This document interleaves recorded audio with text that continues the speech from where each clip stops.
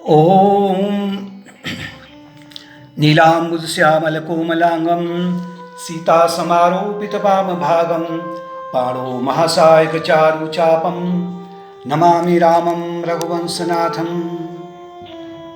नीलाम्बुदश्यामल कोमलांगम, ये जो चित्र आपको दिख रहा है भगवान श्री राम के रूप में, सीता जी के रूप में, लक्ष्मण और हनुमान जी के रूप में, ये भक्त का एक विग्रह है।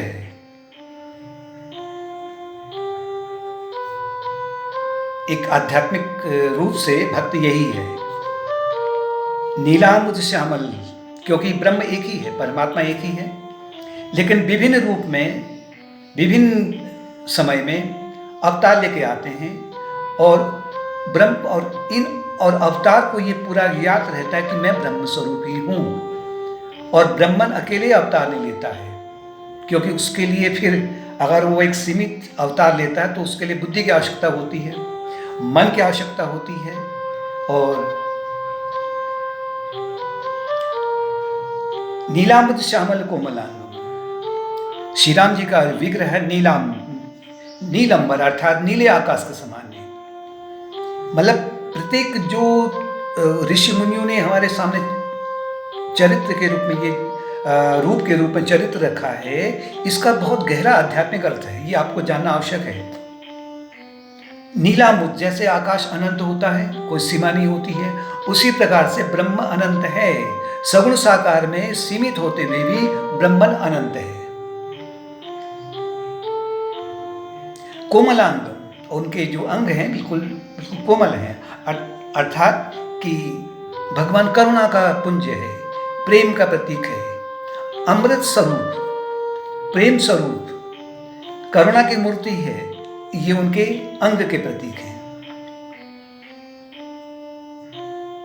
पीत वस्त्र है, पीत वस्त्र का तात्पर्य है हिरण्यगर्भ। हिरण्य का मतलब स्वर्णिम।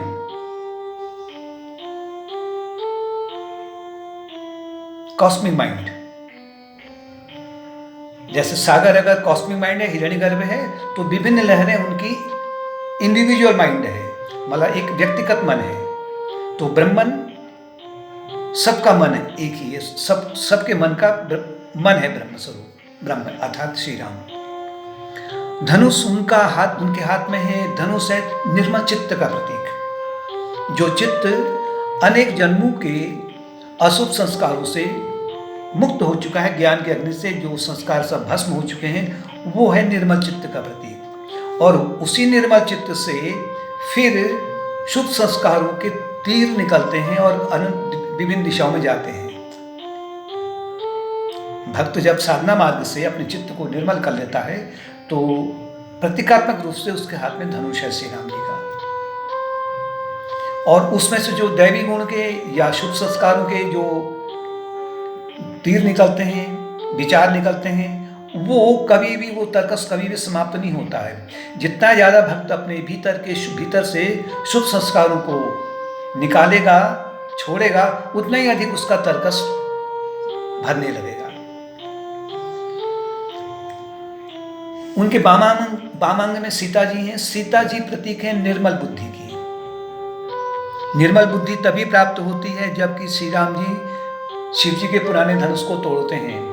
अर्थात एक देहाध्यास जो मन में, देहाध्यास जो अनंत जन्मों से समाया है कि मैं शरीर ही हूँ, इसे तोड़ना बड़ा कठिन है।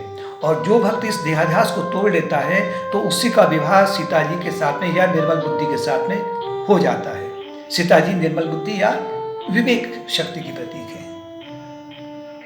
जैसे अगर चंद्रमा है, चंद्रमा अगर ब्रह्म है, श्री राम जी हैं, तो उनकी जो चांदनी है, किरणें हैं, वो सीता जी की प्रतीक है, जो कि निरंतर उनके साथ में रहती है। सीता जी दूसरी ओर प्रकृति के रूप हैं। 3 प्रकार की प्रकृति, सत्वगुण, रजोगुण और तमोगुण। सत्वगुणी प्रकृति के हैं, माया शक्ति के हैं, क्रिया शक्ति, इच्छा शक्ति और ज्ञान शक्ति के माध्यम से ही ब्रह्म अपने कार्य को संपन्न करता है, क्योंकि ब्रह्म कार्य नहीं कर सकता है। निर्गुण निराकार ब्रह्म में जब तक उसके सामने माया शक्ति संलग्न नहीं रहेगी, तब तक वो सृष्टि की रचना नहीं कर सकता है, चाहे वो ब्रह्मांडीय स्तर पर हो, चाहे वो एक वैयक्तिक स्तर पर हो। और ये दोनों इनसेपरेबल हैं, दोनों एक नहीं, अलग अलग नहीं है, एक ही हैं दोनों। लक्ष्मण है कॉस्मिक माइंड के प्रतीक, ब्रह्मांडी मन।